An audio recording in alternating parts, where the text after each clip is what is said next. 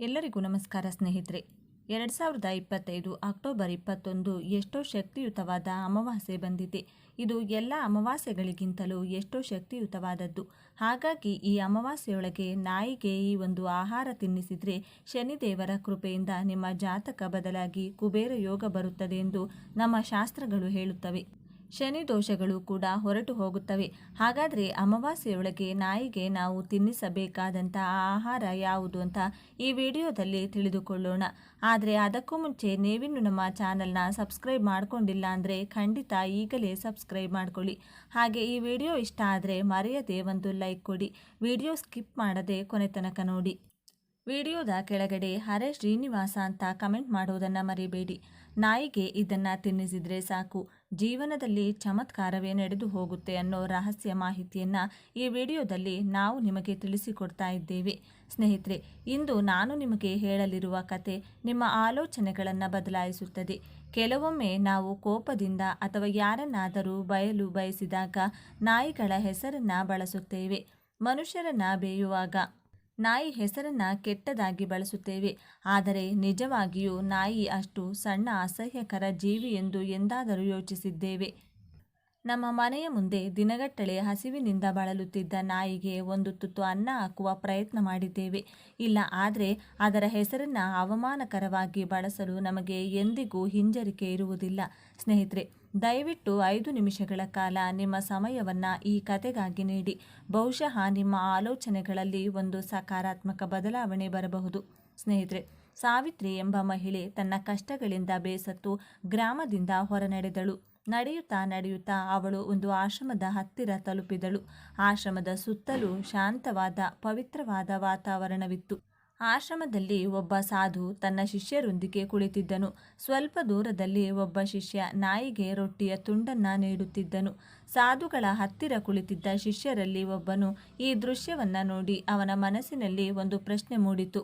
ಅವನು ಗೌರವದಿಂದ ಸಾಧುವಿಗೆ ಹೀಗೆಂದನು: ಗುರುದೇವ, ನೀವು ಅನುಮತಿಸಿದರೆ ನಾನು ಒಂದು ಪ್ರಶ್ನೆ ಕೇಳಲು ಬಯಸುತ್ತೇನೆ. ಸಾಧುಗಳು ನಗುತ್ತಾ ಕೇಳಿದರು. ಕುಮಾರ, ಎಂದು ಶಿಷ್ಯನು ಆಸಕ್ತಿಯಿಂದ ಕೇಳಿದನು. ಗುರುದೇವ, ನೀವು ಪ್ರತಿದಿನ ನಾಯಿಗಳಿಗೆ ರೊಟ್ಟಿ ತುಂಡು ಹಾಕಲು ಹೇಳ್ತೀರಿ. ಇದರಿಂದ ಮನುಷ್ಯನಿಗೆ ಏನು ಲಾಭ ಇದೆ? ಕೇವಲ ದಯೆಯ ಸಂಕೇತವೇ ಅಥವಾ ಇದರ ಹಿಂದೆ ಯಾವುದಾದರೂ ಆಳವಾದ ಅರ್ಥ ಅಡಗಿದೆಯೇ? ಶಿಷ್ಯನು ಈ ಪ್ರಶ್ನೆ ಕೇಳಿದಾಗ ಸ್ವಲ್ಪ ದೂರದಲ್ಲಿ ನಿಂತಿದ್ದ ಸಾವಿತ್ರಿ ಈ ಸಂಭಾಷಣೆಯನ್ನು ಕೇಳತೊಡಗಿದಳು. ಆಶ್ರಮದ ನಿಶ್ಶಬ್ದ ವಾತಾವರಣದಲ್ಲಿ ಸಾಧು ಮತ್ತು ಶಿಷ್ಯರು ಮಾತನಾಡುತ್ತಿದ್ದ ಪ್ರತಿಯೊಂದು ಮಾತು ಅವಳ ಕಿವಿಗೆ ಸ್ಪಷ್ಟವಾಗಿ ಕೇಳಿಸಿತು. ಸಾವಿತ್ರಿ ಈಗಾಗಲೇ ತನ್ನ ಜೀವನದ ಕಷ್ಟಗಳಿಗೆ ಮತ್ತು ನೋವುಗಳಿಗೆ ಪರಿಹಾರಕ್ಕಾಗಿ ಈ ಆಶ್ರಮಕ್ಕೆ ಬಂದಿದ್ದಳು. ಸಾಧು ಮತ್ತು ಶಿಷ್ಯರ ನಡುವೆ ನಡೆಯುತ್ತಿದ್ದ ಈ ಚರ್ಚೆ ಆಸಕ್ತಿಯನ್ನು ಮತ್ತಷ್ಟು ಹೆಚ್ಚಿಸಿತು. ಅವಳು ಯೋಚಿಸತೊಡಗಿದಳು. ಬಹುಶಃ ಈ ಸಾಧುಗಳ ಮಾತುಗಳಲ್ಲಿ ನನ್ನ ಪ್ರಶ್ನೆಗಳಿಗೆ ಉತ್ತರಗಳು ಸಿಗಬಹುದು. ನನ್ನ ಕಷ್ಟಗಳಿಗೆ ಕಾರಣವೇನು? ನಾನು ಏನು ಮಾಡಬೇಕು? ಆಗ ಸಾಧು ತನ್ನ ಮಾತುಗಳನ್ನು ಪ್ರಾರಂಭಿಸಿದರು. ಮಗನೇ, ಒಬ್ಬ ಮನುಷ್ಯ ನಾಯಿಗೆ ರೊಟ್ಟಿ ತುಂಡು ಕೊಟ್ಟರೆ 8 ಲಾಭಗಳನ್ನು ಪಡೆಯುತ್ತಾನೆ. ಈ 8 ಲಾಭಗಳ ಬಗ್ಗೆ ತಿಳಿಯದವನು ಎಂದಿಗೂ ದುಃಖ ಪಡುವುದಿಲ್ಲ. ಅವನು ಹೀಗೆ ಹೇಳಿದನು: ನಾಯಿಗೆ ರೊಟ್ಟಿ ತುಂಡು ಕೊಡುವುದರಿಂದ ಒಬ್ಬ ಮನುಷ್ಯನ ಜೀವನವು ಧನ್ಯವಾಗುತ್ತದೆ. ಅವನು ಎಂದಿಗೂ ಕಷ್ಟಗಳನ್ನು ಎದುರಿಸುವುದಿಲ್ಲ. ಈ ಭೂಮಿಯ ಮೇಲೆ ನಾಯಿಗೆ ರೊಟ್ಟಿ ಕೊಡುವ ಮನುಷ್ಯ ಜೀವನ ಪರ್ಯಂತ ಸುಖವಾಗಿರುತ್ತಾನೆ. ಅವನಿಗೆ ಮರಣದ ನಂತರ ಮೋಕ್ಷ ಸಿಗುತ್ತದೆ. ಸಾಧು ಇನ್ನು ಹೀಗೆ ಹೇಳಿದನು: ನಿನಗೆ ಒಂದು ಕತೆ ಹೇಳ್ತೇನೆ, ಜಾಗರೂಕತೆಯಿಂದ ಕೇಳಿ. ಆಗ ನಿಮಗೆ ಎಲ್ಲವೂ ಅರ್ಥವಾಗುತ್ತದೆ. ಒಂದು ಕಾಲದಲ್ಲಿ ಒಂದು ಕಪ್ಪು ನಾಯಿ ಇತ್ತು. ಅದು ತುಂಬ ಅಸಂತೋಷದಿಂದ, ಹಸಿವಿನಿಂದ ಮತ್ತು ಬಾಯಾರಿಕೆಯಿಂದ ಇತ್ತು.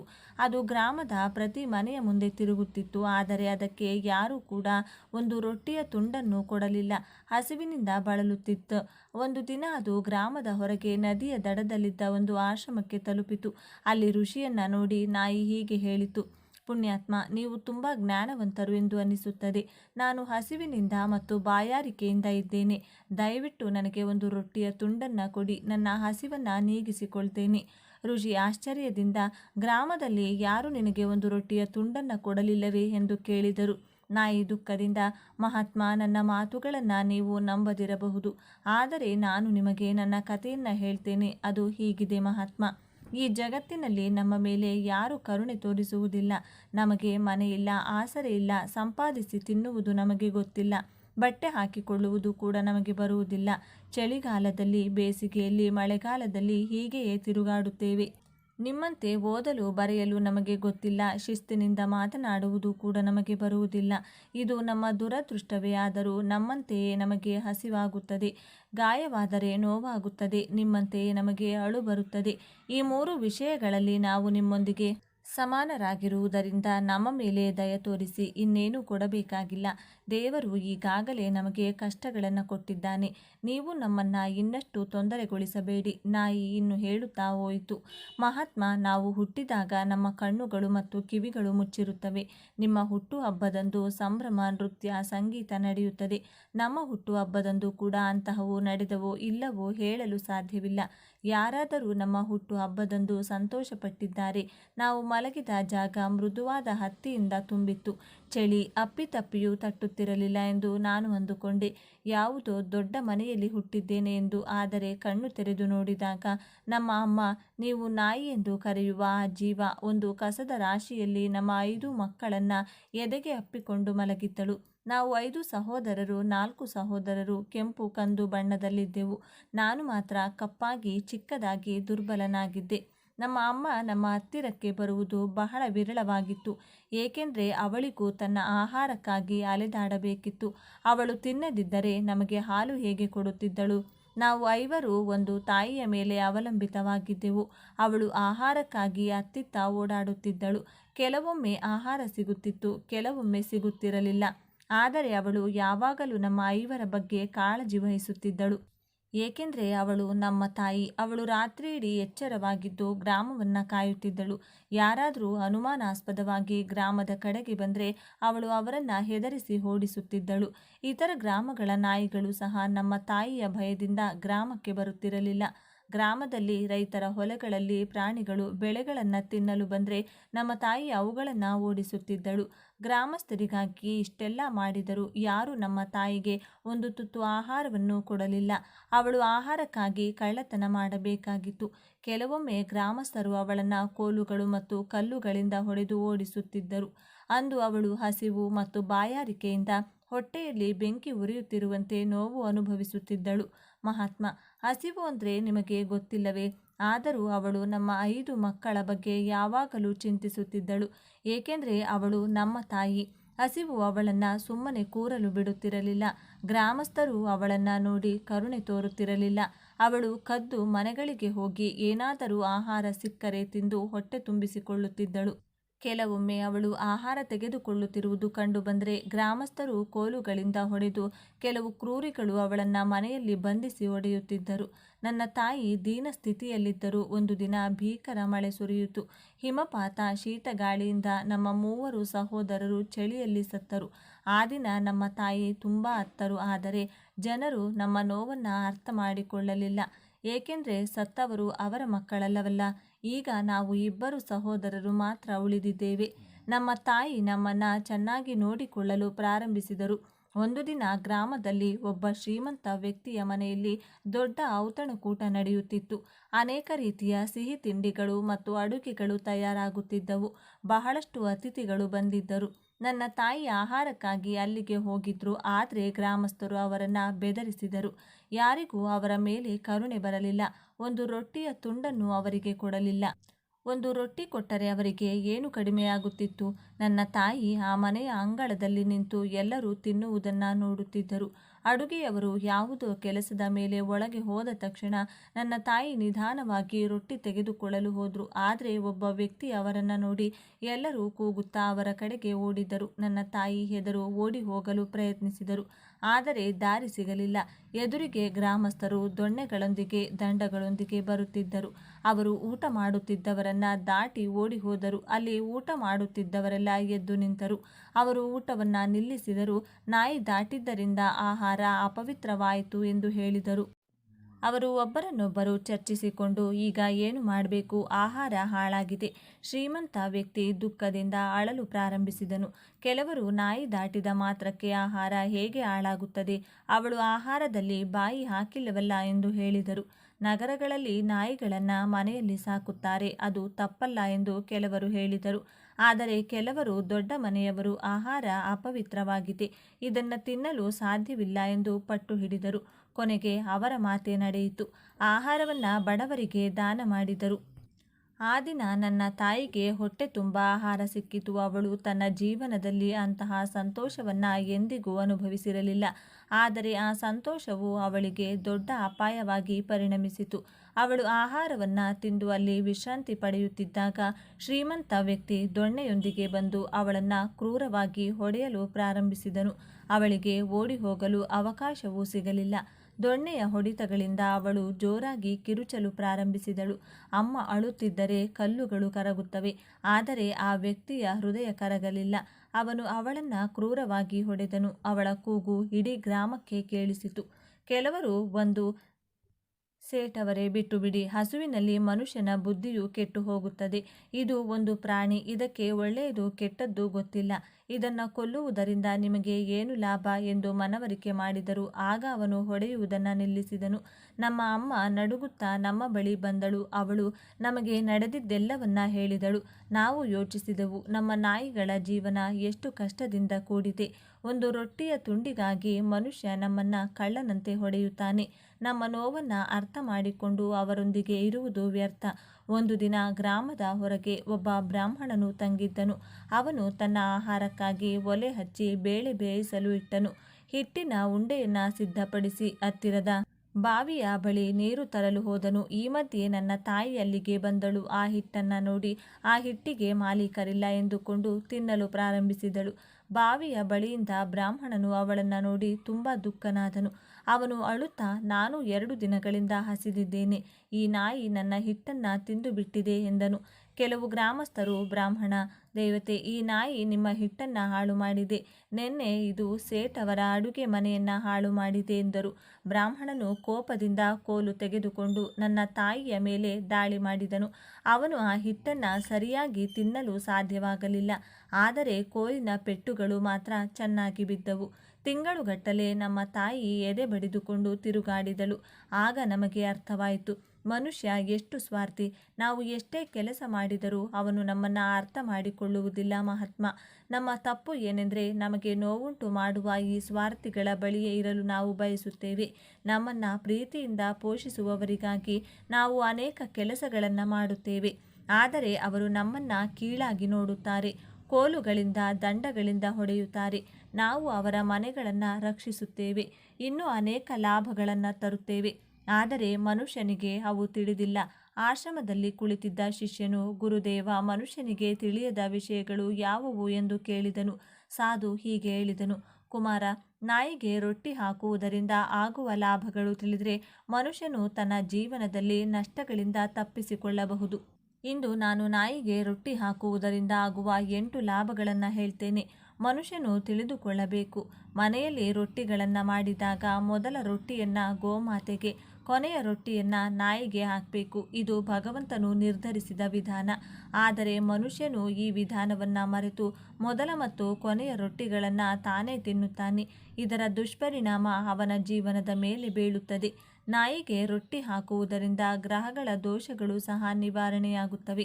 ಮೊದಲ ಲಾಭವೆಂದರೆ ನಾಯಿಗೆ ರೊಟ್ಟಿ ಹಾಕುವುದರಿಂದ ಶನಿಗ್ರಹದ ಪ್ರತಿಕೂಲ ಪರಿಣಾಮ ಕಡಿಮೆಯಾಗುತ್ತದೆ. ಶನಿಗ್ರಹವು ಕೆಟ್ಟ ದೃಷ್ಟಿ ಬೀರಿದರೆ ಮನುಷ್ಯನ ಜೀವನದಲ್ಲಿ ಸಂಕಷ್ಟಗಳು ಬರುತ್ತವೆ. ಅವನ ಮಹಾದಶೆ ಪ್ರಾರಂಭವಾದರೆ ಎಲ್ಲ ಕೆಲಸಗಳು ನಿಂತು ಹೋಗುತ್ತವೆ, ಆರ್ಥಿಕ ತೊಂದರೆಗಳು ಎದುರಾಗುತ್ತವೆ. ಅಂತಹ ಸಮಯದಲ್ಲಿ ನಾಯಿಗೆ ರೊಟ್ಟಿ ಹಾಕಿದರೆ ಶನಿಗ್ರಹದ ದುಷ್ಪರಿಣಾಮ ಬಹಳಷ್ಟು ಕಡಿಮೆಯಾಗುತ್ತದೆ. 2ನೇ ಲಾಭವೆಂದರೆ ನಾಯಿಗೆ ರೊಟ್ಟಿ ಹಾಕುವುದರಿಂದ ಅದೃಷ್ಟ ನಿಮ್ಮ ಕಡೆ ಇರುತ್ತದೆ. ನಿಮ್ಮ ಮನೆಯಲ್ಲಿರುವ ನಕಾರಾತ್ಮಕ ಶಕ್ತಿಗಳು ನಾಶವಾಗುತ್ತವೆ. ನಿಮ್ಮ ಜೀವನದಲ್ಲಿ ಸಕಾರಾತ್ಮಕತೆ ತುಂಬುತ್ತದೆ. 3ನೇ ಲಾಭ, ನಾಯಿಗೆ ರೊಟ್ಟಿ ಹಾಕುವುದರಿಂದ ಲಕ್ಷ್ಮೀದೇವಿ ಸಂತುಷ್ಟಳಾಗುತ್ತಾಳೆ. ನಿಮ್ಮ ಮನೆಯಲ್ಲಿ ಹಣ ಸಂಪತ್ತು ಎಂದಿಗೂ ಕಡಿಮೆಯಾಗುವುದಿಲ್ಲ.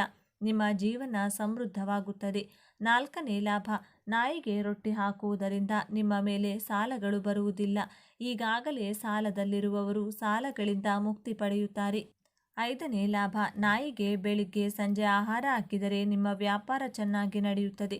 ನಿಮ್ಮ ಆದಾಯ ಹೆಚ್ಚಾಗುತ್ತದೆ, ನಿಮ್ಮ ವ್ಯಾಪಾರ ವೃದ್ಧಿಯಾಗುತ್ತದೆ. 6ನೇ ಲಾಭ, ನಾಯಿಗೆ ರೊಟ್ಟಿ ಹಾಕುವುದರಿಂದ ನಿಮ್ಮ ಆಯುಷ್ಯ ಹೆಚ್ಚಾಗುತ್ತದೆ. ಅಡಗಿದ ಹಣ ಮತ್ತೆ ನಿಮಗೆ ಬರುತ್ತದೆ. ನಿಮ್ಮ ಜೀವನದಲ್ಲಿ ಆರ್ಥಿಕ ಸ್ಥಿರತೆ ಉಂಟಾಗುತ್ತದೆ. 7ನೇ ಲಾಭವೆಂದರೆ ನಾಯಿಗೆ ರೊಟ್ಟಿ ಹಾಕುವುದರಿಂದ ನಿಮ್ಮ ಆರೋಗ್ಯ ಯಾವಾಗಲೂ ಉತ್ತಮವಾಗಿರುತ್ತದೆ. ನೀವು ಮಾನಸಿಕವಾಗಿ ಬಲಶಾಲಿಯಾಗುತ್ತೀರಿ. ನಿಮ್ಮ ಮನಸ್ಸು ಯಾವಾಗಲೂ ಉತ್ಸಾಹದಿಂದ ಕೂಡಿರುತ್ತದೆ. ಒಳ್ಳೆಯ ಆಲೋಚನೆಗಳು ನಿಮ್ಮ ಮನಸ್ಸಿಗೆ ಬರುತ್ತವೆ. ನಿಮ್ಮ ಜೀವನದಲ್ಲಿ ಸಕಾರಾತ್ಮಕತೆ ಆಲೋಚನೆಗಳು ನಿಮಗೆ ಮಾರ್ಗದರ್ಶನ ನೀಡುತ್ತವೆ. 8ನೇ ಲಾಭ, ನಾಯಿಗೆ ರೊಟ್ಟಿ ಹಾಕುವುದರಿಂದ ದೇವರು ಸಂತೋಷವನ್ನು ಪಡುತ್ತಾನೆ. ಏಕೆಂದರೆ ದೇವರು ಎಲ್ಲ ಜೀವಿಗಳ ಬಗ್ಗೆ ಯೋಚಿಸುತ್ತಾನೆ.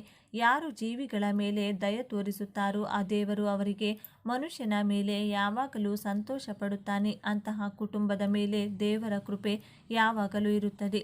ಸಾಧು ಇನ್ನು ಹೀಗೆ ಹೇಳಿದನು, ನಿಮ್ಮ ಹಿರಿಯರಿಂದ ಕೇಳಿರಬಹುದು, ನಾಯಿ ಅತ್ತರೆ ಅಶುಭವಾಗುತ್ತದೆ, ಯಾರೋ ಸಾಯುತ್ತಾರೆ ಎಂದು ಹೇಳ್ತಾರೆ. ಆದ್ದರಿಂದ ನಾಯಿಯನ್ನು ಎಂದಿಗೂ ಅಳಿಸಬಾರದು, ಅದನ್ನು ಹಸಿವಿನಿಂದ ಬಳಲಲು ಬಿಡಬಾರದು.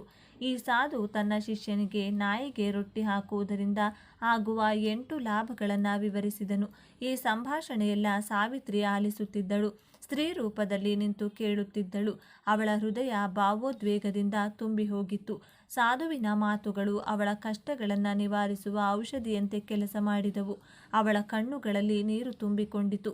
ಅವಳು ತಕ್ಷಣವೇ ಸಾಧುವಿನ ಪಾದಗಳ ಬಳಿಗೆ ಹೋಗಿ, ಆ ಮಹಾತ್ಮ, ನಿಮ್ಮ ಮಾತುಗಳು ನನ್ನ ಕಷ್ಟಗಳನ್ನು ನಿವಾರಿಸಿವೆ. ನನ್ನ ಜೀವನದಲ್ಲಿ ಹೊಸ ಭರವಸೆಯ ಕಿರಣ ಮೂಡಿದೆ ಎಂದು ಹೇಳಿ ಸಾಷ್ಟಾಂಗ ನಮಸ್ಕಾರ ಮಾಡಿದಳು. ಸಾಧು ಅವಳ ತಲೆಯ ಮೇಲೆ ಕೈಯಿಟ್ಟು ಆಶೀರ್ವದಿಸುತ್ತಾ, ಕುಮಾರಿ, ಇಂದಿನಿಂದ ನೀನು ಜೀವರಾಶಿಗಳ ಮೇಲೆ ದಯೆ ತೋರು, ನಿನ್ನ ಜೀವನ ಸುಖಮಯವಾಗಿರುತ್ತದೆ ಎಂದನು. ಸಾವಿತ್ರಿ ಆಶ್ರಮದಿಂದ ಹಿಂತಿರುಗಿ ಗ್ರಾಮಕ್ಕೆ ಹೋದಳು. ಅವಳ ಮನಸ್ಸು ಶಾಂತಿಯಿಂದ ತುಂಬಿತ್ತು. ಅವಳು ಮನೆಗೆ ತಲುಪಿ ಮೊದಲ ಕೆಲಸವಾಗಿ ಒಂದು ರೊಟ್ಟಿಯನ್ನು ತೆಗೆದುಕೊಂಡು ಮನೆಯ ಮುಂದೆ ಹಸಿದು ಅಲೆಯುತ್ತಿದ್ದ ನಾಯಿಗೆ ಹಾಕಿದಳು. ನಾಯಿ ಆ ರೊಟ್ಟಿಯನ್ನು ಸಂತೋಷದಿಂದ ತಿಂದು ಬಾಲ ಅಲ್ಲಾಡಿಸಿತು. ಆ ಕ್ಷಣದಲ್ಲಿ ಸಾವಿತ್ರಿಗೆ ಸಂತೋಷವಾಯಿತು. ಅವಳು ಅಂದುಕೊಂಡಳು, ಇಷ್ಟು ಚಿಕ್ಕ ಕೆಲಸ ನನ್ನ ಮನಸ್ಸಿಗೆ ಇಷ್ಟು ಶಾಂತಿಯನ್ನು ನೀಡುತ್ತದೆ. ಇನ್ಮುಂದೆ ನಾನು ಯಾವಾಗಲೂ ನಾಯಿಗಳಿಗೆ ಆಹಾರ ಹಾಕುತ್ತೇನೆ. ಸಾವಿತ್ರಿಯ ಜೀವನ ಕ್ರಮೇಣ ಬದಲಾಯಿತು. ಅವಳು ಮನೆಯಲ್ಲಿ ರೊಟ್ಟಿಗಳನ್ನು ಮಾಡಿದಾಗ ಕೊನೆಯ ರೊಟ್ಟಿಯನ್ನು ಯಾವಾಗಲೂ ನಾಯಿಗೆ ಹಾಕುತ್ತಿದ್ದಳು. ಅವಳು ಹಳ್ಳಿಯ ಹಸಿದ ನಾಯಿಗಳನ್ನು ನೋಡಿದಾಗಲೆಲ್ಲ ಅವುಗಳಿಗೆ ಆಹಾರ ನೀಡಲು ಪ್ರಾರಂಭಿಸಿದಳು. ಅವಳ ಈ ಸಣ್ಣ ದಯೆಯಿಂದ ಅವಳ ಜೀವನದಲ್ಲಿ ಅನೇಕ ಉತ್ತಮ ಬದಲಾವಣೆಗಳು ಸಂಭವಿಸಿದವು. ಅವಳ ಆರ್ಥಿಕ ತೊಂದರೆಗಳು ಕಡಿಮೆಯಾದವು. ಅವಳ ಮನಸ್ಸು ಶಾಂತಿಯಿಂದ ತುಂಬಿತ್ತು. ಅವಳ ಆರೋಗ್ಯ ಸುಧಾರಿಸಿತು. ಅವಳ ಗ್ರಾಮಸ್ಥರು ಸಹ ಅವಳ ಬದಲಾವಣೆಯನ್ನು ಗಮನಿಸಿ ಅವಳನ್ನು ಗೌರವಿಸಲು ಪ್ರಾರಂಭಿಸಿದರು. ಒಂದು ದಿನ ಸಾವಿತ್ರಿ ತನ್ನ ಮನೆಯ ಮುಂದೆ ನಾಯಿಗೆ ರೊಟ್ಟಿ ಹಾಕುತ್ತಿದ್ದಾಗ ಒಬ್ಬ ವೃದ್ಧ ಅವಳನ್ನು ನೋಡಿ, ಅಮ್ಮ, ನೀನು ಮಾಡುತ್ತಿರುವ ಈ ಸಣ್ಣ ಕೆಲಸ ನಿನ್ನ ಜೀವನವನ್ನು ಎಷ್ಟು ಬದಲಾಯಿಸಿದೆ ಎಂದು ನಿನಗೆ ಗೊತ್ತೇ? ನೀವು ಜೀವಿಗಳ ಮೇಲೆ ತೋರಿಸುವ ದಯೆ ನಿಮಗೆ ದೇವರ ಆಶೀರ್ವಾದವನ್ನು ತರುತ್ತಿದೆ. ಅಂದು ಸಾವಿತ್ರಿ ಕಣ್ಣುಗಳಲ್ಲಿ ಸಂತೋಷ ಮತ್ತು ಆನಂದದ ಕಣ್ಣೀರು ತುಂಬಿತ್ತು. ನಾನು ಒಂದು ನಾಯಿಗೆ ರೊಟ್ಟಿ ಹಾಕುವ ಮೂಲಕ ನನ್ನ ಜೀವನದಲ್ಲಿ ಇಷ್ಟು ದೊಡ್ಡ ಬದಲಾವಣೆಯನ್ನು ತಂದಿದ್ದೇನೆ ಎಂದು ಅವಳು ಭಾವಿಸಿದಳು. ಇದು ನಿಜವಾಗಿಯೂ ದೇವರ ಕೃಪೆ. ಸ್ನೇಹಿತರೆ, ಈ ಕತೆ ನಿಮಗೆ ಹೇಗೆ ಅನಿಸ್ತು? ಈ ಚಿಕ್ಕ ಕಥೆಯ ಮೂಲಕ ನಾವು ಒಂದು ದೊಡ್ಡ ಸತ್ಯವನ್ನು ತಿಳಿದುಕೊಂಡಿದ್ದೇವೆ. ಒಂದು ಸಣ್ಣ ದಯೆ, ಹಸಿದ ನಾಯಿಗೆ ರೊಟ್ಟಿಯ ತುಂಡನ್ನು ಹಾಕುವುದು ನಮ್ಮ ಜೀವನದಲ್ಲಿ ಅನೇಕ ಉತ್ತಮ ಬದಲಾವಣೆಗಳನ್ನು ತರುತ್ತದೆ. ನಾವು ಪ್ರತಿದಿನ ಅನೇಕ ಕೆಲಸಗಳಲ್ಲಿ ಮುಳುಗಿರುತ್ತೇವೆ. ಆದರೆ ಒಂದು ಕ್ಷಣ ನಿಂತು ನಮ್ಮ ಸುತ್ತಲಿನ ಜೀವಿಗಳ ಬಗ್ಗೆ ಯೋಚಿಸಿದರೆ ನಮ್ಮ ಜೀವನ ಇನ್ನಷ್ಟು ಸುಂದರವಾಗುತ್ತದೆ. ಈ ಕತೆ ನಿಮ್ಮ ಹೃದಯವನ್ನು ತಟ್ಟಿದೆ ಮತ್ತು ನಿಮ್ಮಲ್ಲಿ ಸಕಾರಾತ್ಮಕ ಆಲೋಚನೆಯನ್ನು ಹುಟ್ಟು ಹಾಕಿದೆ ಎಂದು ನಾನು ಭಾವಿಸ್ತೇನೆ. ಈ ಕತೆ ನಿಮಗೆ ಇಷ್ಟವಾದಲ್ಲಿ ದಯವಿಟ್ಟು ಕಮೆಂಟ್ ವಿಭಾಗದಲ್ಲಿ ನಿಮ್ಮ ಆಲೋಚನೆಗಳನ್ನು ಹಂಚಿಕೊಳ್ಳಿ. ನಿಮ್ಮ ಕಮೆಂಟ್ಗಳು ನಮಗೆ ಬಹಳ ಅಮೂಲ್ಯವಾಗಿದೆ. ಅವು ನಿಮ್ಮೊಂದಿಗೆ ಇನ್ನಷ್ಟು ಅದ್ಭುತ ಕತೆಗಳನ್ನು ಹಂಚಿಕೊಳ್ಳಲು ನಮ್ಮನ್ನು ಪ್ರೋತ್ಸಾಹಿಸುತ್ತದೆ. ಅಲ್ಲದೆ ಈ ಕತೆ ನಿಮಗೆ ನಿಜವಾಗಿಯೂ ಇಷ್ಟವಾದರೆ ನಮ್ಮ ಚಾನಲ್ಗೆ ಸಬ್ಸ್ಕ್ರೈಬ್ ಆಗಲು ಮರಿಬೇಡಿ. ನಿಮ್ಮ ಸಬ್ಸ್ಕ್ರೈಬ್ ನಮ್ಮನ್ನು ಇನ್ನಷ್ಟು ಪ್ರೋತ್ಸಾಹಿಸುತ್ತದೆ.